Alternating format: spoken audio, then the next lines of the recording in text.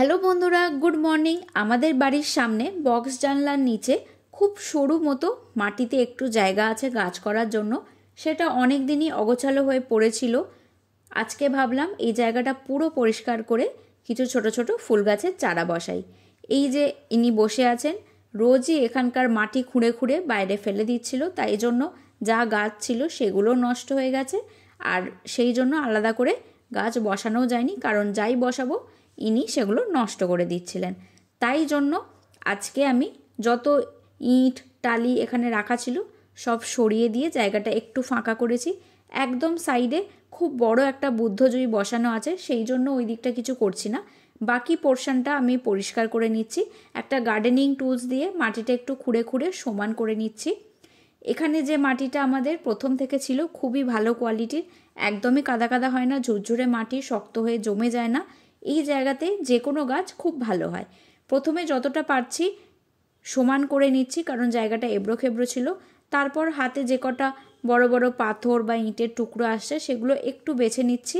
আর পুরনো গাছের যে মোটা মোটা শিকড় ছিল সেগুলোকে নিয়েও ফেলে পরিষ্কার করে জায়গাটা একটু সমান করে নিচ্ছি। এবার এখানে একটু বেশি করে গোবর সার আমি ছড়িয়ে দেব।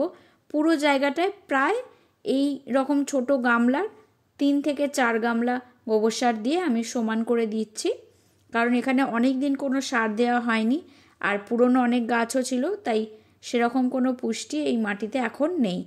বেশি করে গোবর সারটা আমি দেখো চারপাশে ছড়িয়ে দিচ্ছি। তারপর বেশি করে জল নিয়ে পুরো জায়গাটা একদম ভালো করে ভিজিয়ে দিচ্ছি। আজকে আমি এখানে কোনো গাছ বসাচ্ছি না। 2 থেকে 3 দিন পর একটু যখন জায়গাটা সেটেল হয়ে যাবে তারপর আমি গাছটা বসাবো। দেখো মাটিটা আমি কিন্তু বেশি করে জল দিয়ে পুরো একদম ভিজিয়ে দিচ্ছি। এবার একটা জাল নিয়ে আর দড়ি নিয়ে আমি এই জায়গাটা একটু গার্ড করে দিচ্ছি, একটু ঘিরে দিচ্ছে যাতে কুকুরটা আর এর মধ্যে না ঢোকে বা মাটি না খুঁড়ে দেয়। সেই জন্য একটু প্রোটেকশান দিলাম, দেখি কতটা কাজ হয়। শীতকালের কিছু ছোট ছোট ফুল গাছের চারা কিনেছিলাম, যদিও অনেক দেরি হয়ে গেছে বসাতে, তাই জন্য খুব ভালো ফুল পাইনি। মাটিতে একটা চামচ দিয়ে অল্প করে গর্ত করে নিচ্ছি, দিয়ে চারা গাছগুলোকে বসিয়ে দিচ্ছি। এবার এখন তো গরম পড়েই যাচ্ছে, সেই জন্য গরমের ফুলও কিনে আনবো। সূর্যমুখী, জিনিয়া, হাইব্রিড, নয়নতারা এই জায়গাটায় বসাবো। আপাতত যেগুলো আমার কাছে পুরনো গাছ ছিল সেগুলোই বসিয়ে দিয়েছি। মাটিটা দেখতে পাচ্ছ খুব ঝুরঝুরে, গোবর সারটাও আস্তে আস্তে মাটির সঙ্গে খুব তাড়াতাড়ি মিশে যাবে। প্রত্যেকটা গাছ আমি পাশাপাশি বসিয়ে দিচ্ছি। ডায়ান্থাসও নিয়ে এসেছি, সেটাও বসিয়ে দিচ্ছি। এবার কিছুদিন গাছগুলোকে একটু খেয়াল করে রাখবে, পারলে একটু ঢেকে রাখতে হবে, কারণ কুকুরটার জন্য আমরা সব গাছ ইজিলি করতে পারি না। আর একদম যেহেতু ছোট গাছ, এর ওপর একবার উঠলেই তো গাছটা শেষ হয়ে যাবে। দেখো কিছু গাছ এই সাইডে বসেছি আর পাশে কিছু গাঁদা গাছ এনে বসিয়ে দিয়েছি। খুব ভালো করে জল দিয়ে দিচ্ছি। একটা বোতলের ছিপিতে সেফটি পিন দিয়ে গর্ত করে নিয়েছি, সেগুলো দিয়ে জল দিলে দেখো খুব ভালোভাবে জল দেওয়া যায়, মাটিতে গর্ত হয়ে যায় না, খুব সুন্দর ঝাঁঝরির মতো করে ভালোভাবে জল দেওয়া যায়।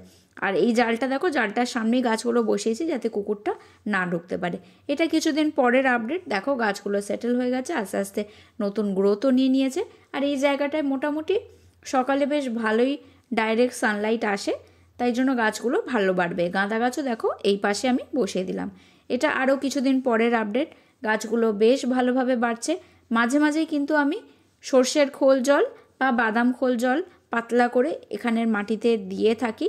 এটা গাছ না থাকলেও দিয়ে থাকি, যাতে নতুন গাছ বসালে খুব তাড়াতাড়ি গাছটা গ্রোথ নিয়ে নেয়। আর এই জায়গাটা একটা নতুন ধরনের ফুল গাছ আমি বসিয়েছিলাম, কেউ একটা তুলে নিয়ে চলে গেছে।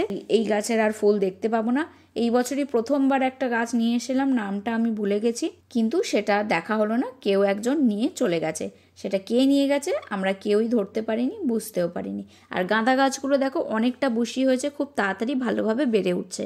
আর গাঁদা গাছে কিন্তু ভীষণ পোকা হয়, তাই বসানোর পর থেকেই রেগুলার যে কোনো একটা ওষুধ তোমরা দিতে থাকবে। আমি কাকা একতারা ঘুরিয়ে ফিরিয়ে দিই, মাঝে মাঝে অন্য ওষুধ দরকার হলে নিয়ে আসি। তারপর নিম তেল যদি বাড়িতে থাকে সেটাও দিয়ে দিই। এবার গাঁদা গাছগুলো অল্প অল্প পিঞ্চিং করে দিলে আরও বেশি ঘন হবে। আমি এক্ষুনি ফুল না নিয়ে পিঞ্চিং করে দিয়েছি, দেখো কত সুন্দর ঘন হয়েছে। আর স্যালভিয়াতে অলরেডি ফুল চলে এসছে, সবার প্রথম কিন্তু স্যালভিয়া গাছেই ফুল এসছে। আর গাঁদা গাছে দেখো কত সুন্দর একসাথে ফুল হচ্ছে, প্রচুর কুঁড়ি একসঙ্গে এসছে। ওষুধ দেওয়ার পরেও দেখো কিছু কিছু পাতা সাদা হয়ে গেছে, মাইন্ডস হয়েছে, পোকা হয়েছে, একটু দেরি হলেই আবার গাঁদা গাছে পোকা চলে আসে। সেই জন্য রেগুলার ওষুধ দিয়ে যেতে হয়, কয়েকদিন মিস হলেই এই গাছে পোকা হয়ে যায়। তো দেখতে পাচ্ছ কতটা সুন্দর লাগছে। এই জায়গাটা এভাবেই আমি পরিষ্কার করে সাজালাম। আর খুব তাড়াতাড়ি গরমের ফুল গাছও কিনে আনবো। যেই শীতকালে ফুল গাছগুলোয় ফুল হওয়া শেষ হয়ে গেছে সেগুলো তুলে দিয়ে এই জায়গাটা আবার একটু পরিষ্কার করে গরমের চারা গাছগুলো বসিয়ে দেব, সেটাও তোমাদের সঙ্গে শেয়ার করব। তো আজকের ভিডিওটা এখানেই শেষ করছি, পরের ভিডিওতে খুব তাড়াতাড়ি দেখা হবে।